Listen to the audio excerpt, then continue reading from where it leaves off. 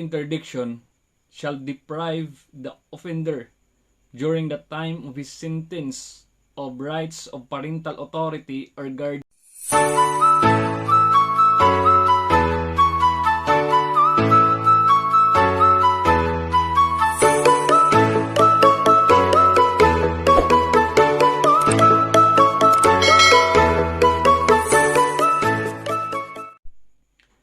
Hello mga cognizants, welcome back to my channel. For today's video, I am going to discuss about civil interdiction. A very short and brief discussion under Article 34 of the Revised Penal Code. So, under Article 34 of the Revised Penal Code, civil interdiction shall deprive the offender during the time of his sentence of rights of parental authority or guardianship, either as to the person or property of any ward, of marital authority, of the right to manage his property, and of the right to dispose of such property by any act or any conveyance inter vivos. So since we already know, or we can already distinguish between the principal penalty and the accessory penalty, this civil interdiction is naani siya nasulod sa gitawag nato nga accessory penalty. Kaya ang katong mga gitawag nato nga principal penalty is of course katong imprisonment. Say for example, reclusion temporal, reclusion perpetua, those are principal penalty. And kining civil interdiction is considered ni nato siya as an accessory penalty. So, in the imposition of penalty, the principal penalty carries with the accessory penalty. Therefore, kung na-imposition of penalty, si for example, reclusion temporal, is na siya gitawag nato nga accessory penalty, which is civil interdiction. Now, since civil interdiction is an accessory penalty, ma-apply ba na siya tanan? Tanan nga mga, si for example, aresto minor, aresto mayor, prison correctional, prison mayor, reclusion temporal, reclusion perpetua, ma-apply ba tanan si civil interdiction? The answer is no. Civil interdiction is makere lang siya on the penalty of reclusion temporal and reclusion perpetua. Kung naay, okay, wala naman tayo death, so okay, because it was already wala na gi-effect, wala na take effect, so arita mag-focus sa reclusion perpetua and reclusion temporal.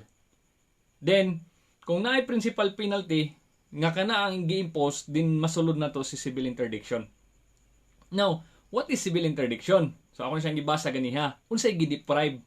Meaning, gihikawan ka sa imuhang katungod sa parental authority once na kay gitawag nato nga accessory penalty on civil interdiction.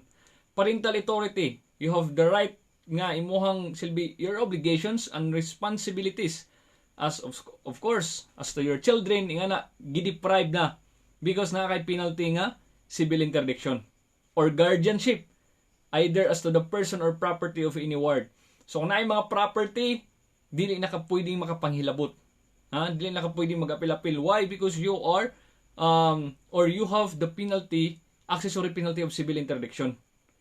Gihikawan na ka sa imuhang katungod nga mag-apil-apil kung naa kay penalty nga civil interdiction.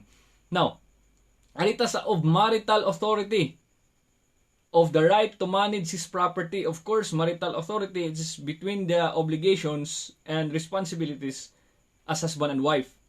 So, part ana is gideprive na sa imuhang right to exercise on that matter. Why? Because you have the penalty, or you have an accessory penalty of civil interdiction. Now, of course, the right to manage his property. So, dili na sad ka makamanage sa imuhang property, sa imuhang mga kabtangan. Why? It's because of civil interdiction. That is part of your deprivation kay tungod na akay penalty about civil interdiction.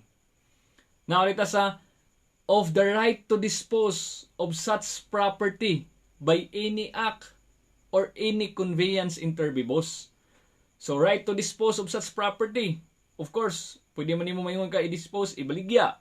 Pwede nimo maingon nga Ini conveyance interbibus imong i-donate, imong ihatag.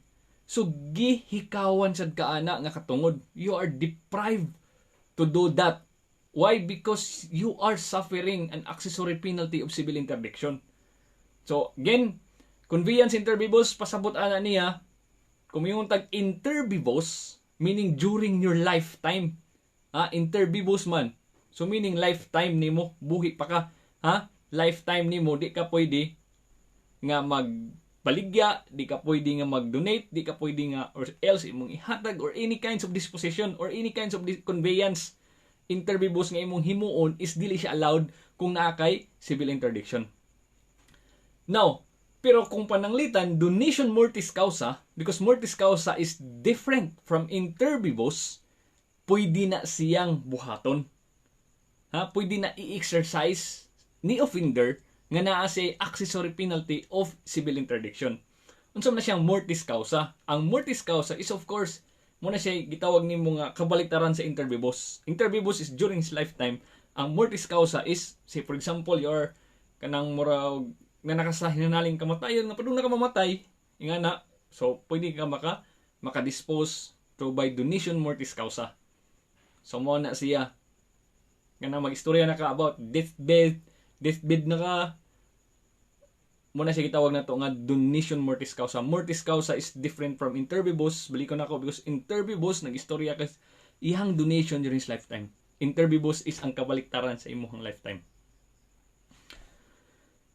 So I hope with that short and very concise discussion about civil interdiction you acquire some information regarding that civil interdiction on the imposition of an accessory penalty.